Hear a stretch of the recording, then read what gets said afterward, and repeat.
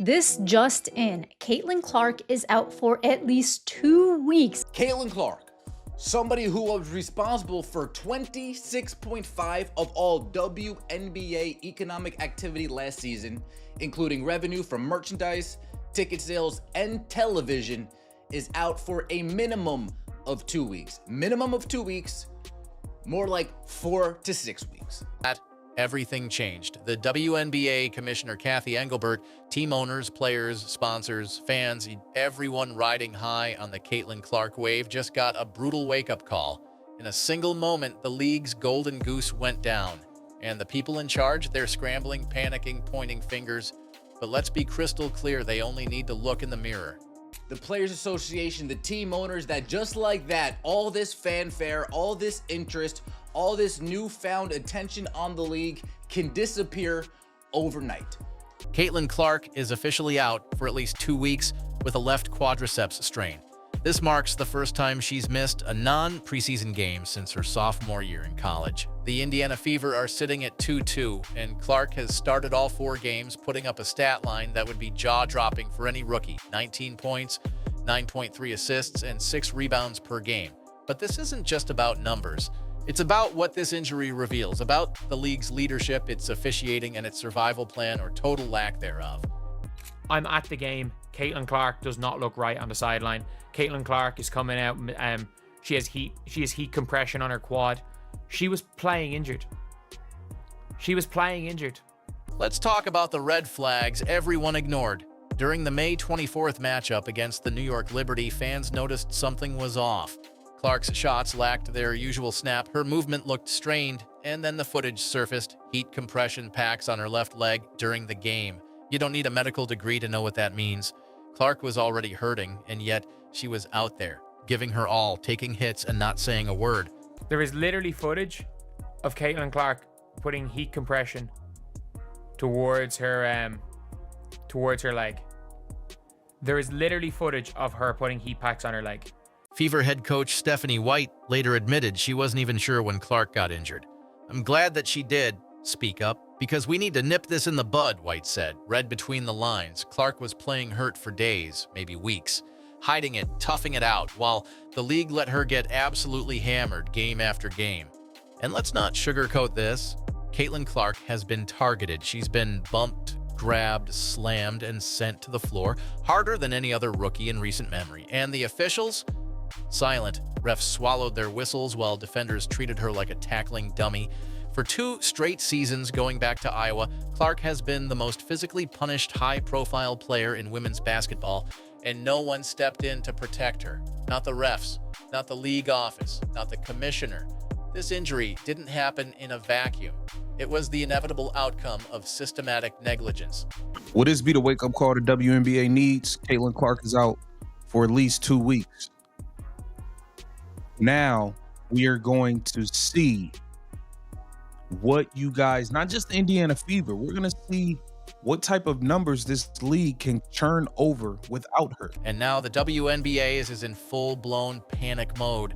The financial fallout hit within hours of the injury announcement. The Washington Mystics, who moved their Fever game to a larger arena in Baltimore, specifically to cash in on the Clark effect, were hit with refund requests as soon as the news broke.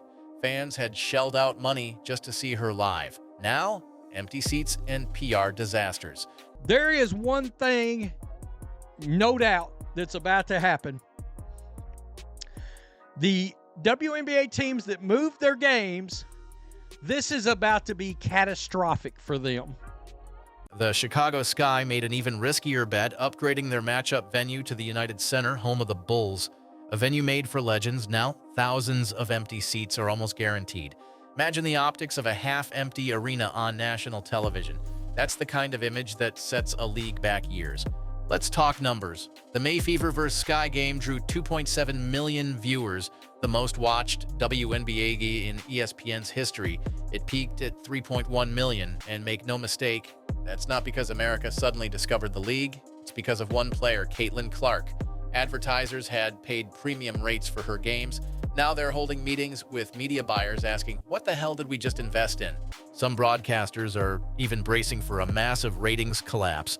And if this turns into a longer-term injury, 4 to 6 weeks, maybe more, You might see entire revenue forecasts get shredded. That's how much the WNBA built itself around one woman, one rookie. But that's not the worst part. Because while the league office panicked and fans worried, another side of the internet showed its face, and it was disgusting. There are people celebrating Caitlyn Clark's injury. There are people celebrating Caitlyn Clark's injury. And these are all people that are in the "we don't hate Caitlyn Clark, we just hate her fans" crew. No, they don't. They hate Caitlyn Clark. They say we hate her fans just so that they can have an excuse. They hate her. Twitter and Instagram were flooded with posts from self-proclaimed WNBA fans celebrating the injury, laughing, mocking, saying things like, "she faked it" or "she deserves it." And the majority of those comments, they came from Angel Reese supporters and Chicago Sky stands. The same people who've spent months saying, "we don't hate Caitlyn, we just hate her fans." Well, if you're throwing a party because a 23-year-old tore her quad, you're not fooling anyone. You hate her. Some users even went as far as to wish ACL injuries on her. Yes, really. Look at the quote tweets on the Indiana Fever's official injury update. It's a sewer of toxic glee, and the league created this culture by doing nothing. The league is still resentful of her, it's still jealous of her, and it's still trying to put her in her place and give her nothing, make her earn something that she already earned last year when she put this league on the national map. For the first time ever, it was really, really and truly on the national map. Commissioner Kathy Engelbert has remained stone silent. Not one meaningful press conference, not one strong message of condemnation, not one clear plan to fix the problem. And that silence, it's permission. It told the world Clark is fair game. And that's exactly how she's been treated. Referees let the hard fouls slide. The media dismissed the complaints. Players were emboldened, and now the fans feel justified in their celebration. The result? The most important player in league history is sidelined, and the people cheering the loudest are wearing WNBA jerseys. Let's take a moment to understand the scale of what's been lost. Even if it's just 2 to 4 weeks, Caitlyn Clark was responsible for an estimated 26.5% of the WNBA's total economic activity last season. Think about that. Ticket sales, merch, ad dollars, sponsorships, all of it now in free fall. But what happens on the court? Can the Indiana Fever survive without her? Maybe this will be the wake-up call that the WNBA needs to clean up the officiating, to actually show that they appreciate this golden goose that has landed in their lap that goes by the name of Caitlyn Clark. Without Clark on the floor, the Fever's offensive rating plunges from 107.5 to 82.2. That's not a dip, that's a free fall off a cliff. Stephanie White is already changing the playbook. The new focal point? Aaliyah Boston. She's averaging 18.5 points and 10.8 rebounds, but she'll need to go back to her dominant post play to keep the team afloat. Last season, 39% of Boston's possessions were post-ups. This year, it dropped to 18.3% as she adjusted to pick and rolls with Clark. Now, it's back to old school. Kelsey Mitchell is stepping into the spotlight too. She's been the Fever's most reliable scorer behind Clark, but now she'll have to be the primary ball handler and playmaker. It's her time to show she's more than a scorer. She's the glue.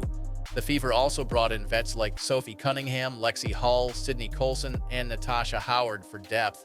Now they get to prove why they were signed. And Clark, she's watching, learning, seeing the game from a coach's perspective.